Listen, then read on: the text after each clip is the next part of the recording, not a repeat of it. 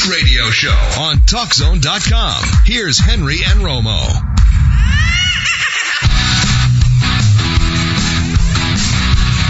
And we're back on the Geek Speak Radio Show. I'm Henry, talking to Ryan Van Cleave, who wrote the book Unplugged, My Journey into the Dark World of Video Game Addiction. Ryan, welcome back to Geek Speak Radio Show. Hey, thanks for having me. Sure. So you were mentioning that they're going to turn, in China mainly, but they're going to turn off the, what did you say, 6 o'clock, the computers, or at least internet access? They're talking about in South Korea having windows of 6 to 8 hours overnight. You can pick it, be like 10 to 6 or midnight to 8 or things like this. It's one of the many things they're trying to do there in order to curb it. I mean, South Korea, they've got professional video gamers. And I don't mean like we have, strange, athletes here in this country, the ex-gamers who are like sort of a fringe thing. We're aware of it. You can make a living at it, but it's, it's not that big a deal. Over there, they're video game athletes. They are rock stars. I mean, rock stars. They have one of the number one video game, players is this, young guy. He's about 22. He's got this beautiful girlfriend about the same age.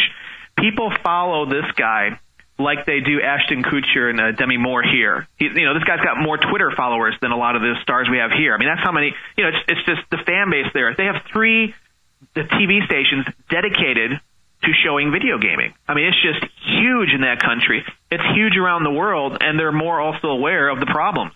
We're just a little slower here in this country. And it's, it's easy to see why. There's a lot of mixed messages that are being given out about it. We have President Obama just a year or so ago talking to the American Medical Association saying that video games are one of the primary causes of us being, basically a bunch of fat, lazy people. We sit too much. We're not doing stuff. Video games are a huge culprit.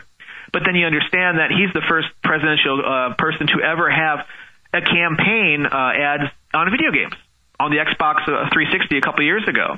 And, of course, now to talk about what we are, sort of celebrating today, the Madden thing, if you win the Super Bowl, President Obama, he modeled himself to come out after the game to congratulate you. So if you win the Super Bowl in Madden 2011, you'll see him there. So, again, he's sort of supporting it. He's sort of a part of this world. But then he's also saying, on the other hand, poo-poo.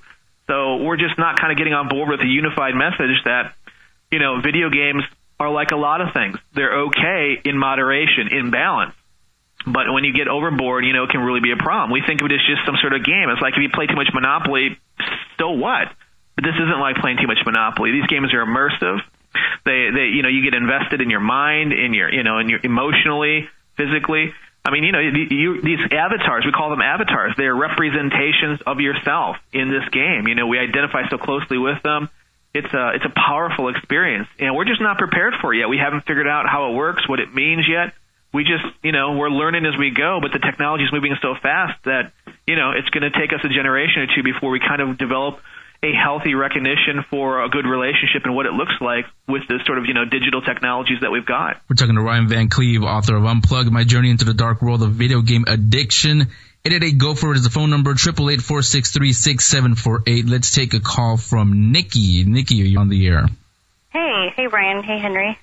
Hello. My question, I'm in my 30s, and I grew up playing Atari, Nintendo. I was obsessed with Game Boy Tetris. But now that I'm much older, I have my own kids, they're totally into the Wii. And, after school every day, they would be like, Mom, can I play this game or what have you? And I'm thinking, well, what about your homework? What about this? What about that? Go do your chores. And I have trouble telling them, okay, go ahead and go play. And I know they're not addicts, but they can't get that off their mind once they come home from school. So how much is too much for a kid to play their video games? Well, that's a great question, and it's going to be different for every family. I mean, your comfort level matters as much as any sort of number I could give you. I could say 2 hours a day or 5 hours a day, but if that doesn't work for you and your family, that's not going to work.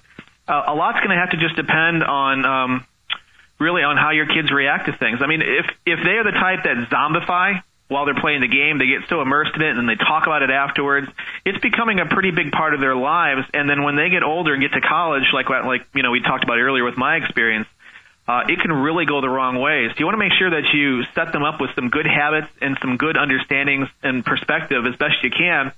And one thing you might want to do, although it's not very easy, is try to figure out ways to kind of get them involved on non-electronic, non-digital, non-technology activities that they can value.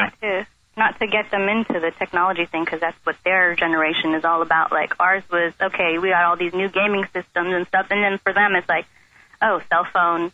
I mean, my son's only 7, but, you know, he's like, oh, can I play a game on your iPhone or what have you? Oh, can I go on the computer and play Fishville or something like that? You know what I mean? Like, what do I do? I understand completely. I have a good example in my own life here. My oldest daughter is 6. She talks about fishing. She thinks it sounds totally terrific. But what she means by fishing is not getting a fishing pole and going to the local pond or something. She's talking about some sort of fishing, you know, video game or something. On video game, yeah. And that's a real issue. And part of the problem is generational too, and I'm sure that you see this. If you're under 30, you know, you grew up with technology being so much a part of your life that you don't even see the technology anymore. And that's something that's hard for older people. And by older, I mean people like us, you know, in 40s and 50s and older. We have a hard time sometimes getting our head around this. To us, it's really clear there's like the real world, and then there's like this digital, you know, technology world. And they're very different. It's hugely different.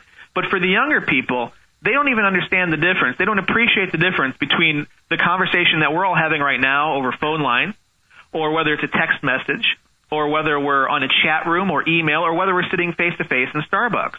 So when we say, you know, to our kids, you know, hey, get out there and talk to your friends, they say, we are talking to our friends as they're playing the games, because they have the headsets or there's a chat feature. And to them, there's no difference in the quality of experience. So that's part of what, you know, this immersiveness and this connectedness that they've got in this super connected world. And it's just one of those things we're going to have to kind of figure out, because they just don't get it if we say you got to get out and do something. They're like, we are doing something, you know.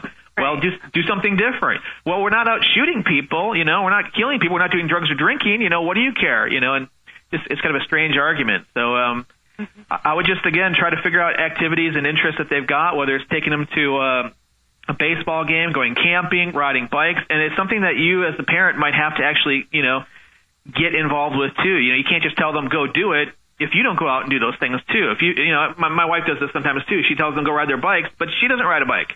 You know, it's sort of hypocritical, and kids pick up on that. So we'll have to make this a family activity, even if it's just getting away from the games for, you know, 2 nights a week or different kinds of things. Maybe it's even playing board games, you know, low-tech games one night. So that's what you do. Get out the real Monopoly and do different things like this versus the digital Monopoly on your Wii and things like that.